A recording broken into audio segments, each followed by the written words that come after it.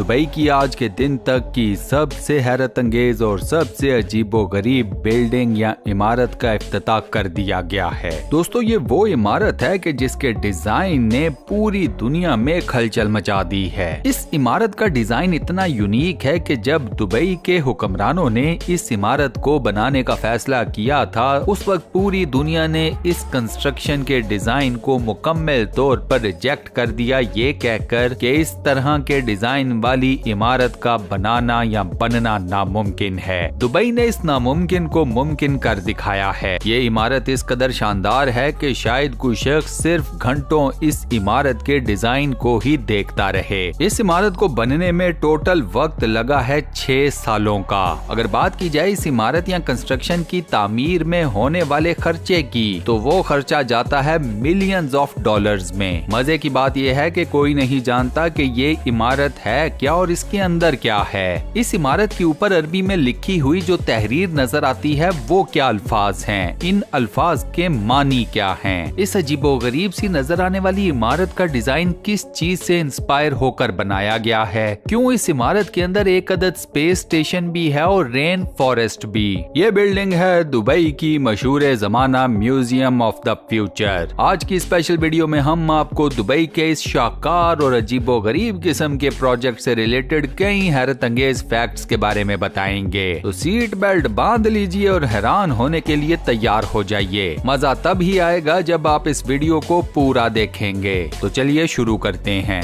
दोस्तों, सबसे पहले बात करते हैं इस इंतहाई यूनिक नजर आने वाली बिल्डिंग के डिजाइन की। इस बिल्डिंग के डिजाइन की इंस्पिरेशन ली गई है एक इंसानी आंख से, ह्यूमन आई से, वो आंख के जो आपका मुस्तकबिल आपके सामने ले आएगी। ये बिल्डिंग मुकम्मल तौर पर एक राउंड या गोल शेप में है। इसी वजह से इस पूरी बिल्डिंग के अंदर आपको एक भी कॉर्नर नहीं मिलेगा। इस बिल्डिंग के डिजाइन की दूसरी हैरत अंगेज बात यह है कि आपको इस बिल्डिंग में एक भी सतून नजर नहीं आएगा। इस पूरी की पूरी बिल्डिंग का डिजाइन बगैर किसी सतून के खड़ा है। मुझे यकीन है कि वो लोग जो कि इमारतें बनाने के शोबे से मुंसलिक हैं या इस काम में दिलचस्पी रखते हैं, इवन वो तमाम लोग भी जिन्होंने अपने घरों को खुद से अपने सामने तामीर करवाया है, मेरी ये बात सुनकर इन तमाम लोगों को लगा होगा हैरत का एक शदीद झटका। ये तमाम लोग सोच रहे होंगे कि ये कैसे मुमकिन है कि कोई बिल्डिंग बना दी जाए लेकिन उस बिल्डिंग को सहारा देने के लिए उसके अंदर और बाहर एक भी सतून या पिलर मौजूद ना हो। Well, museum of the future design करने वालों ने इस नामुमकिन को मुमकिन कर दिखाया है। ऊपर से मजे की बात यह है कि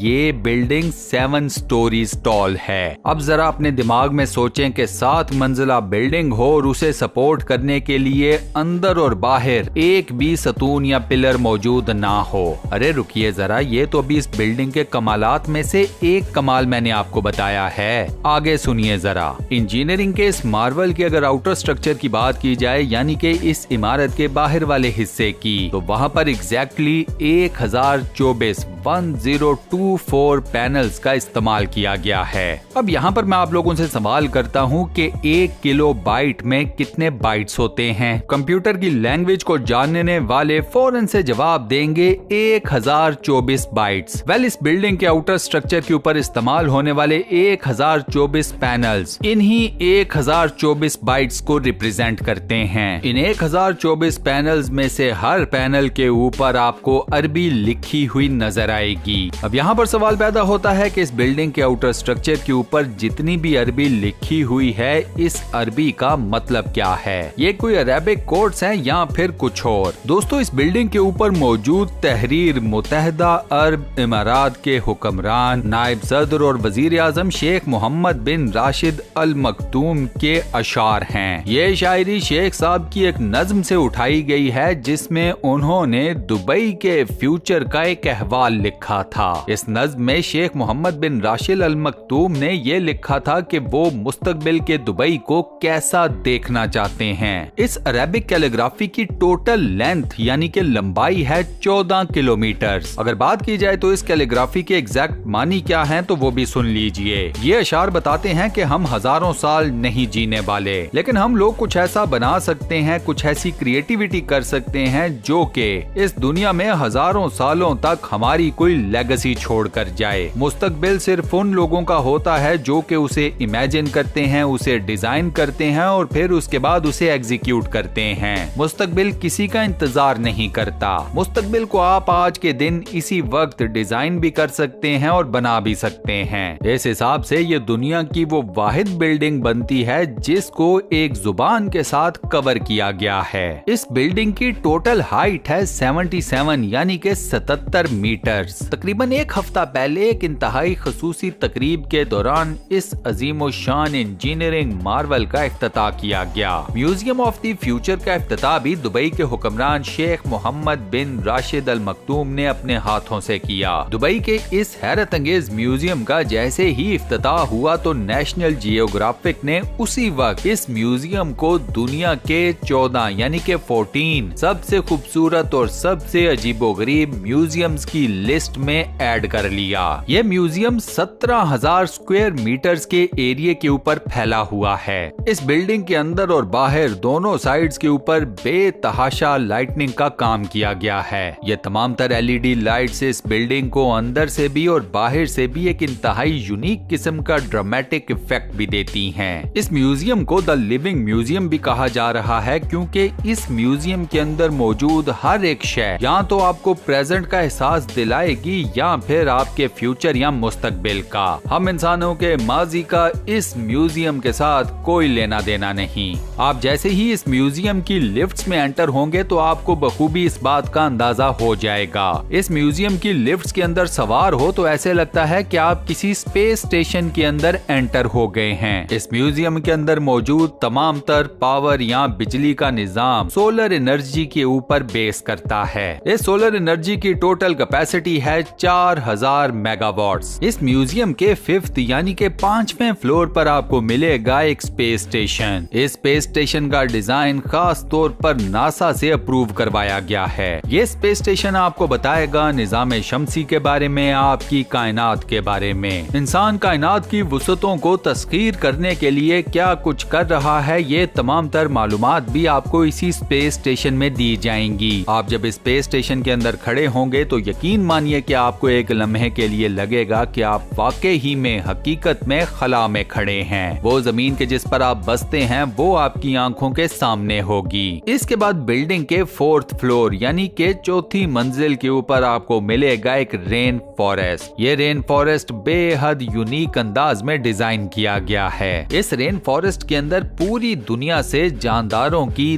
2400 स्पीशीज को लाकर रखा गया है। जानदारों के इन 2400 स्पीशीज में से कुछ अभी तक इस दुनिया में मौजूद हैं जबकि कुछ इस दुनिया से नापेद हो चुकी हैं। इस रेन फॉरेस्ट में इन तमाम जानदारों की स्पीशीज लाने का मकसद भी यही है कि यहाँ पर आने वाले लोगों को ये पैगाम दिया जाए कि इस म्यूजियम की इस रेन फॉरेस्ट की सैर करते हुए ये बात अपने जहन में रखिएगा कि मुस्तकबिल में हमें नेचर के साथ जीना है। हमें जमीन पर मौजूद तमाम तर जानदारों की हिफाजत करना होगी, वरना हमारे गलत एक्शन से ये तमाम जानदार एक दिन इस दुनिया से नापैद हो जाएंगे। इसके बाद दोस्तों म्यूजियम के 2nd फ्लोर पर चलते हैं यानी कि दूसरी मंजिल के ऊपर। यहाँ पर एक इंतहाई यूनिक किस्म की स्पेस बनाई गई है डिफरेंट किस्म के क्रिएटिव आइडियाज के लिए। इस म्यूजियम में ये वो जगह है जहाँ पर आपको पूरी दुनिया के इंतहाई क्रेजीएस्ट किस्म के आइडियाज देखने को मिलेंगे। म्यूजियम के इस हिस्से में आपको नजर आएंगे फ्लाइंग ड्रोन्स, खुद से चलने वाली अजीबोगरीब किस्म की गाड़ियाँ, हत्ता के रोबोटिक डॉग्स भी। जी हाँ, जिन्हें हम उर्दू में कहेंगे मशीनी कुत्ते। बाय द वे ये मशीनी कुत्ता जिसे साइबर डॉग का नाम दिया गया है, ये ना सिर्फ आपसे बातें कर सकता है, ये कम्प्लीटली मैकेनिकल है। ये मुख्तलिफ किस्म के टास्क को परफॉर्म कर सकता है यानी कि मुख्तलिफ किस्म के काम कर सकता है और ये आपके साथ उतना ही लॉयल या वफादार रहेगा जैसे कोई आम कुत्ता, यानी कि आपके घर में मौजूद आपका पालतू कुत्ता। इस म्यूजियम के बॉटम फ्लोर के ऊपर आपको मिलेगा एक फुली एस्टेब्लिश्ड साइंस पार्क। ये साइंस पार्क खास तौर पर डिजाइन किया गया है बच्चों के लिए। इस साइंस पार्क में आने के बाद आप या आपका बच्चा बासानी सीख सकता है मैथ्स, फिजिक्स या साइंस का कोई दूसरा सब्जेक्ट। इसके अलावा म्यूजियम के मुख्तलिफ हिस्सों में आपको मिलेगा एक इन्वेस्टमेंट फंड, एक यूनिवर्सिटी और एक अदद लेबोरेटरी। ये म्यूजियम यंग जनरेशन को ऑफर करता है कि अगर आपके पास मैथ्स, फिजिक्स, साइंस या फिर टेक से रिलेटेड कोई भी यूनिक और क्रेजीएस्ट किस्म का आइडिया है तो आइए हमारे पास, हम आपके इस क्रेजी और यूनिक किस्म के आइडिया को फंड करेंगे ताकि आपका भी काम हो सके और हमारा भी। किसी भी यूनिक किस्म के आइडिया के ऊपर खर्च होने वाले ये फंड्स मिलियंस ऑफ डॉलर्स में हैं। दोस्तों, इस म्यूजियम का डिजाइन और इस म्यूजियम के अंदर मौजूद हर एक अजीबोगरीब किस्म की शय और कॉन्सेप्ट इस बात की तरफ वाज़े तौर पर इशारा करते हैं कि दुबई के हुक्मरान खानदान ने इस बात का फैसला कर लिया है कि अब दुनिया का नया एपिसेंटर दुबई का म्यूजियम ऑफ द फ्यूचर होगा। इस म्यूजियम में मौजूद तमाम तर फैसिलिटीज और वो तमाम फंड्स जिनके बारे में मैंने आपको इस वीडियो में बताया, डेफिनेटली ये सब कुछ पूरी दुनिया के ब्रेन्स को अपनी तरफ अट्रैक्ट जरूर करेगा। मैं यकीन से कह सकता हूँ कि मुस्तकबिल करीब में आपको दुनिया के बड़े बड़े टीचर्स और दुनिया के लायक तरीन स्टूडेंट्स इस म्यूजियम में मौजूद यूनिवर्सिटी के अंदर पढ़ाते हुए और पढ़ते हुए नजर आएंगे। इस खूबसूरत और यूनिक किस्म के म्यूजियम को देखने के बाद मैं तो बरमला इस बात का इजहार करूंगा कि मैंने अपनी पूरी जिंदगी में इतनी शानदार, इतनी दिलकश, इतनी अजीबोगरीब किस्म की बिल्डिंग या इमारत नहीं देखी। क्या आप दोस्त मेरी इस बात से इत्तफाक करते हैं या नहीं? सादा सी हाँ या ना में मुझे अपना जवाब नीचे कमेंट सेक्शन में जरूर बताइएगा। इसके अलावा अगर आप खुद से इस इंतहाई अजीबोगरीब मगर दिलकश और शानदार दिखने वाली बिल्डिंग के बारे में खुद से कुछ कहना चाहते हैं तो दोस्तों इसके लिए भी कमेंट सेक्शन आपकी खिदमत में हाजिर है। इस वीडियो को ज्यादा से ज्यादा लाइक जरूर कीजिएगा, ज्यादा से ज्यादा शेयर जरूर कीजिएगा ताकि मुझे मेरी मेहनत का सिला मिल जाए। वीडियो को बंद करने से पहले आपसे एक छोटी सी रिक्वेस्ट और वो ये कि अगर आपने अभी तक हमारे इस चैनल को सब्सक्राइब नहीं किया हुआ तो बराए मेहरबानी चैनल को सब्सक्राइब जरूर कर लें और साथ बने हुए बेल के आइकन को लाजमन प्रेस कर दीजिएगा। अपना बहुत ख्याल रखिएगा। मुलाकात होती है नेक्स्ट किसी इंतहाई शानदार टॉपिक और वीडियो के साथ।